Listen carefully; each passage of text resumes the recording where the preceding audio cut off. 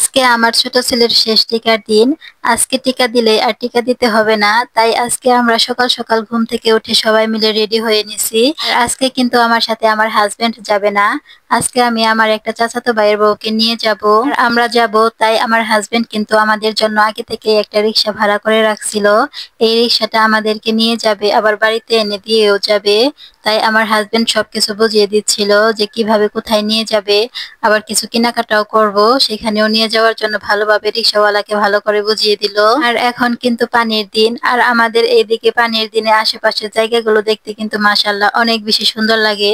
এই তো দেখো, মাঝখান দিয়ে রাস্তা আর দুই পাশে পানি, আর কচুরি পানা দিয়েও তো অনেক ভরে গেছে। এইটা হলো আমাদের বংশাই নদী।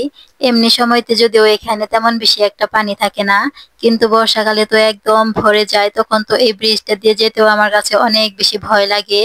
আর যাওয়ার সময় দেখো কত ভিড়, ছোট্ট একটা রাস্তা, এই রাস্তা দিয়ে এত রিক্সা চলাচল করলে তো ভিড় হবেই, তাই না? এখানে আসলে তো আমি মনে মনে দোয়া করতে থাকি তাড়াতাড়ি যেন রিক্সাটা এই ব্রিজ দিয়ে পার হয়ে যায়, কেননা ব্রিজটা অনেক ছোট আর অনেক ভাঙা। আর এই ব্রিজের উপর দিয়ে এত বেশি রিক্সা চলাচল করে, লাগে যেন যে কোনো সময় ভেঙে যেতে পারে। এমনিতে আমি ইনজেকশন দিতে তেমন বেশি একটা ভয় পাই না, কিন্তু ছেলেদের ব্যাপার হলে সেটা অন্য কথা। আমি তো অনেক বেশি ভয়ে ছিলাম আমার ছেলে কেমন না কেমন করবে। এই তো দেখো আমার ছোট ছেলের অবস্থা, রিক্সাতে উঠতে না উঠতে সে ঘুমিয়ে পড়েছে। আর আমার বড় ছেলের অবস্থাটাও দেখো, লাগছে যেন যে কোনো সময় ঘুমিয়ে পড়বে।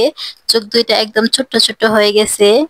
বলতে আমরা চলে আসলাম সরকারি হাসপাতালের সামনে।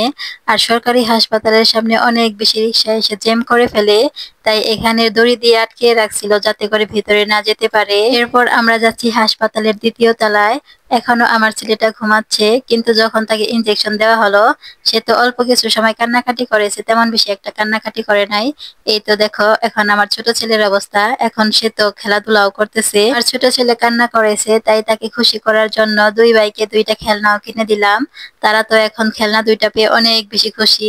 বাতাসে খেলনা দুইটা এইভাবে ঘুরতেছিল, এইগুলো দেখে তারা অনেক খুশি হচ্ছিল আর হাসাহাসি করতেছিল। এমনিতে যখন বাড়ির কাছে টিকা দেওয়ার জন্য আসে তখনই আমরা টিকাটা দেই, কিন্তু এইবার আমার ছেলেটা অসুস্থ থাকার কারণে তাকে টিকাটা দিতে পারি নাই, যার কারণে আমরা সরকারি হাসপাতালে এসে টিকাটা দিয়ে গেলাম।